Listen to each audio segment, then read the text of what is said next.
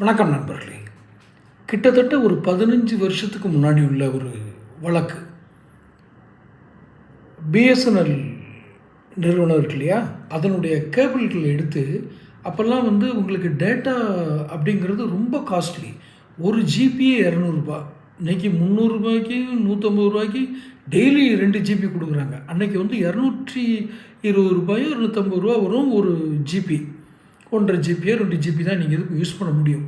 அந்த நேரத்தில் அந்த பிஎஸ்என்எல்லோட கேபிளெல்லாம் எடுத்து தன்னுடைய சொந்த டிவி நடத்துறதுக்கு பயன்படுத்தினார் அப்படின்னு சொல்லி தமிழகத்தினுடைய மிகப்பெரிய கட்சியின் மீது ஒரு குற்றச்சாட்டு வந்தது. அந்த கட்சியினுடைய குடும்பத்தை சேர்ந்த சகோதரர்கள் மீது. அது எவ்வளோ பெரிய அசிங்கமான திருட்டுலேயும் ரொம்ப அசிங்கம்.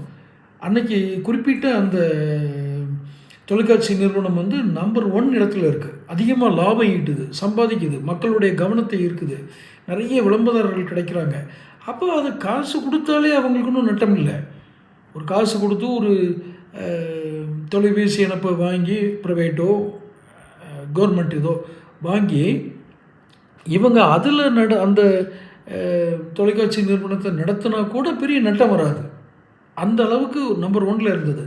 அப்பவும் அவர்களுடைய ஒரு தரம் தாழ்ந்த புத்தி எப்படி வேலை செய்யுதுன்னா, அரசாங்கத்தினுடைய கேபிள்களெல்லாம் திருடி குறிப்பிட்ட ஒரு இடத்திற்கு கள்ள இணைப்பு கொடுத்து அந்த இணைப்பின் மூலமாக அந்த இணைப்பை தவறாக பயன்படுத்தி ப்ராட்காஸ்ட் பண்ணாங்க. அந்த டேட்டாலாம் பயன்படுத்துகிறாங்க. ஒரு ஜிபி பயன்படுத்தினாலே எவ்வளோன்னு பாருங்கள். இதில் ஒரு தொலைக்காட்சி நிறுவனத்தினுடைய நிகழ்ச்சிகள்லாம் ஒளிபரப்பாகணும்.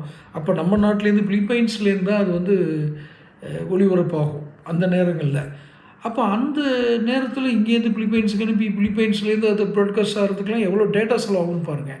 இதெல்லாம் அவங்க நிச்சயமாக ஒரு விளம்பரதாரர்கள்ட்ட வாங்கிடலாம். ஆனால் அப்போ கூட அவங்க திருடி தான் அதை பண்ணாங்க. அது வழக்காச்சு. அந்த வழக்கு அதுக்கப்புறம் என்னாச்சுங்கிறது விடுதலை கூட ஆகியிருப்பாங்க. எனக்கு அந்த வழக்கை பற்றி சரியாக ஒரு இதில் அப்டேட் இல்லை. என்ன காரணம்னா, இந்த கருணாநிதி பாலம் கட்டினார்னு சொன்னது, இப்போ இவங்க கேபிள் திருட்டு பண்ணது, இதெல்லாம் என்னென்னா தீர்ப்பே வந்தால் கூட அமைக்கி தான் வச்சுருப்பாங்க. இவங்களுக்கு சாதகமாக வந்தால் கூட. ஏன்னா 1008 கேள்வியாகவும் விமர்சனம் ஆயிருங்க. இப்போது அந்த வழக்கு என்னாச்சுன்னு நோன்ற வேலையில் புலனாய்வு அமைஞ்சிருக்கு. எப்போதுமே புலனாய்வுன்றீங்க, ஒன்று கேஸை போடணுமே. சுப்பிரமணிய சாமி அதான் சொல்லியிருக்காரு.